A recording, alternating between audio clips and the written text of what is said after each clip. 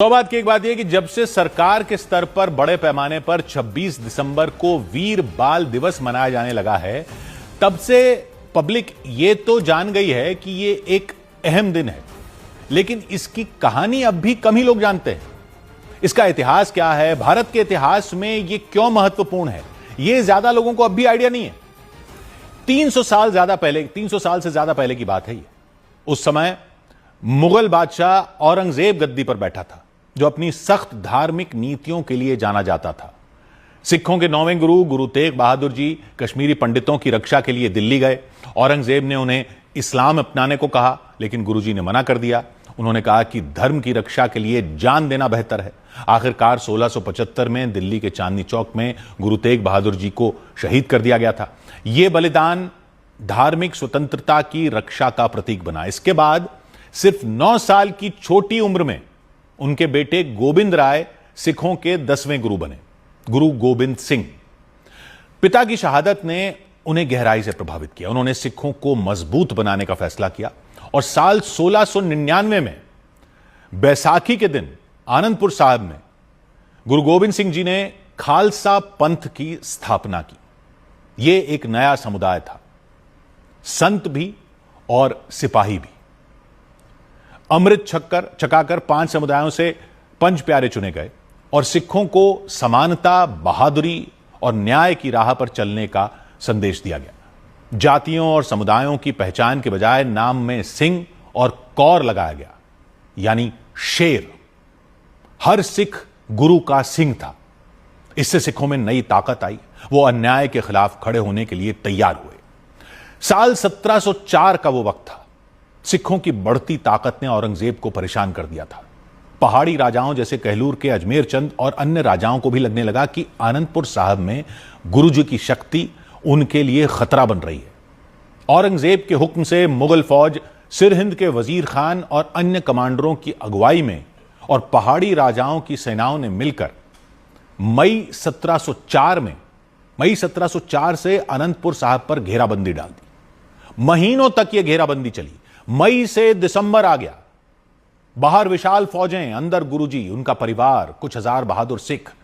रसद बंद हो गई, भोजन खत्म हो गया, लेकिन सिखों का हौसला बुलंद था।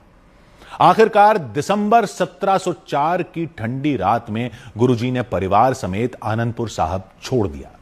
और यहीं से शुरू हुई वो दिल दहला देने वाली कहानी जो वीर बाल दिवस का आधार है।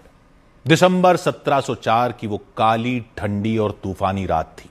कहते हैं आनंदपुर साहिब से निकलते समय अंधेरा चारों तरफ छाया हुआ था। बारिश तेज हो रही थी, हवाएं गरज रही थी। गुरु गोबिंद सिंह जी अपने परिवार, माता गुजरी जी, गुरु जी के 4 बेटे यानी 4 साहिबजादे, माता सुंदरी जी, माता साहिब कौर और कुछ सिखों के साथ रात के अंधेरे में किले से बाहर निकले।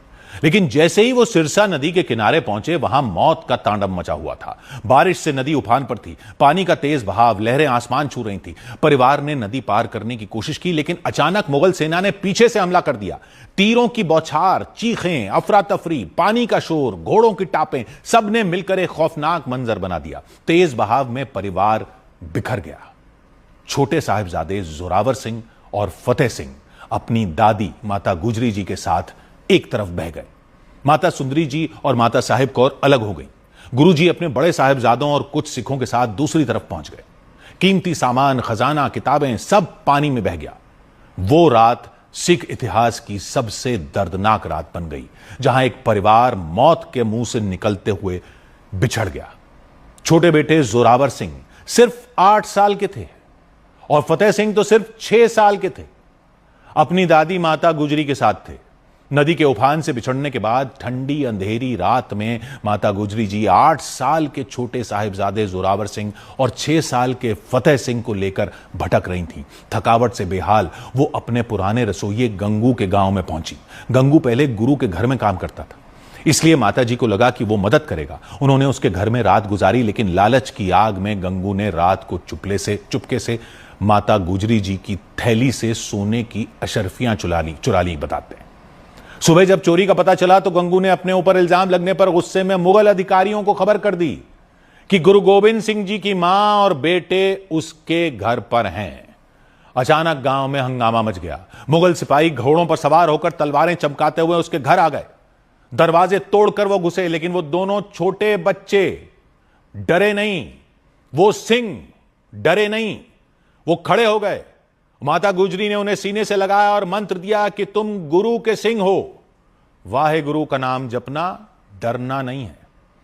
सिपाही उन्हें घसीटते हुए ले गए। 8 साल के जोरावर सिंह, 6 साल के फतेह सिंह। रास्ते में लोग देखते रह गए। 2 मासूम बच्चे और बुजुर्ग दादी जंजीरों में जकड़े हुए उनको सिरहिंद ले जाया गया। सिरहिंद के किले में गर्मी के टाइम के लिए एक टावर बनाया गया था, उसका नाम था ठंडा बुर्ज। लेकिन सर्दियों में उसी ठंडे बुर्ज में हड्डियां कपाने वाली ठंड होती थी। उस ऊंचे ठंडे बुर्ज में उनको कैद कर दिया गया, जहां दिसंबर की कड़कड़ाती सर्दी में हवाएं हड्डियां जमा देती हैं। जमीन ठंडी, दीवारें ठंडी, कोई कंबल नहीं। माता गुजरी उन्हें अपनी गोद में लेकर गुरबानी सुनाती रहीं, बच्चों को हिम्मत बांधती रहीं। सोचिए, 8 साल के और 6 साल के थे वो। बाहर बर्फीली रात, अंदर अंधेरा, बच्चे जपते हुए वाहे गुरु, वाहे गुरु। फिर बुलावा आया। उनको सिरहिंद के गवर्नर वजीर खान के दरबार में बुलाया गया। विशाल हॉल, चारों तरफ मुगल अधिकारी, काजी, मौलवी, सिपाही, सबकी नजरें दरवाजे पर कि गुरु गोबिंद सिंह के बेटे कैद में लाए जाएंगे और पेश किए जाएंगे। अचानक दरवाजा खुला, आए 2 छोटे छोटे बच्चे। साहबजादा जोरावर सिंह सिर्फ 8 साल के, साहबजादा फतेह सिंह महज 6 साल के। ठंड, ठंड में वो शरीर, लेकिन सिर ऊंचा, आंखों में वही आग, गुरु की दी हुई सीख की आग। कहते हैं वो छोटे बच्चे उन हालात में भी ऐसे चलते हुए आए जैसे राजकुमार चलते हैं। कोई डर नहीं, कोई झिझक नहीं। दरबार में सन्नाटा छा गया। ये बच्चे हैं या शेर के बच्चे हैं? वजीर खान ने अपनी ऊंची कुर्सी से झुककर देखा। उसने आवाज को नरम करके बोला, बच्चों, तुम गुरु गोबिंद सिंह के बेटे हो, इस्लाम अपना लो। दरबार में फुसफुसाहट हुई। वजीर खान फिर बोला, इस्लाम अपना लो और सारा राजपाट फिर तुम्हारा होगा। लेकिन जोरावर सिंह क्या बोले, फतेह सिंह क्या बोले? 8 साल के जोरावर और 6 साल के फतेह सिंह क्या बोले? साहिबजादे उस भरे दरबार में क्या बोले?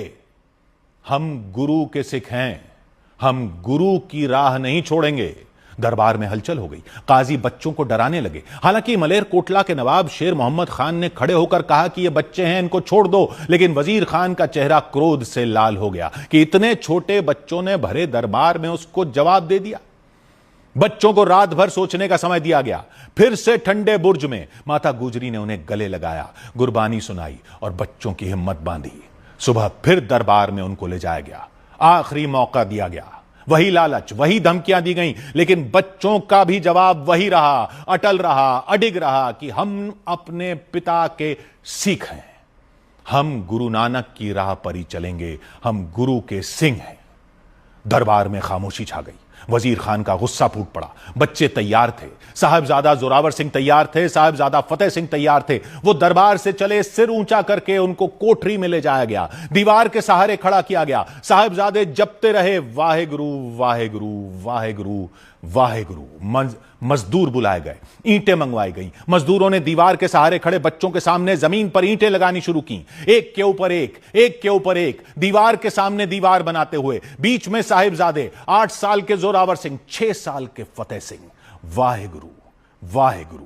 मजदूर ईंटें लगाते गए। दीवार साहिबजादों के घुटनों तक पहुंच गई, लेकिन बच्चों के चेहरे पर कोई डर नहीं आया। उन्हें सिर्फ याद था कि वो सिंह हैं, गुरु के सिंह हैं। वो गुरु का नाम जपते गए, वाहे गुरु, वाहे गुरु। ईंटें रखी जाती रहीं, एक एक करके दीवार ऊंची होती रही। बच्चों की कमर तक दीवार पहुंच गई। बच्चे शांत, आंखें बंद, गुरु का नाम जपते रहे। फिर कुछ लोग कहते हैं कि दीवार उनके सीने तक पहुंची तो चमत्कार हो गया, दीवार गिर गई। बच्चे अटल खड़े रहे। मजदूरों को सिपाहियों ने फटकारा, दीवार बनानी फिर से शुरू की गई। वाहे गुरु, वाहे गुरु। दीवार गर्दन तक पहुंच गई, सांसें रुकने लगीं। वाहे गुरु, वाहे गुरु। दीवार खड़ी होती गई, लेकिन साहिबजादे नहीं झुके। उन्होंने कोई गुहार नहीं लगाई, सिर्फ वाहे गुरु, वाहे गुरु। सिपाहियों के कानों में सिर्फ वाहे गुरु, वाहे गुरु। बौखलाहट में जल्लाद ने तलवारें निकाल ली। उन छोटे बच्चों के सामने उस मुगल साम्राज्य के जल्लाद ने तलवारें निकाल ली और साहिबजादे अमर हो गए। खबर ठंडे बुर्ज तक पहुंची तो प्रार्थना में लीन माता गुजरी ने भी प्राण त्याग दिए। मुगल मिट्टी में मिल चुके हैं और वो जगह आज फतेहगढ़ साहिब है। जहां वो दीवार थी वहां आज गुरुद्वारा खड़ा है, गुरु का द्वार खड़ा है। वाहे गुरु जी का खालसा, वाहे गुरु जी की फतेह। जो बोले सो निहाल, सत श्री अकाल। 100 बात की एक बात।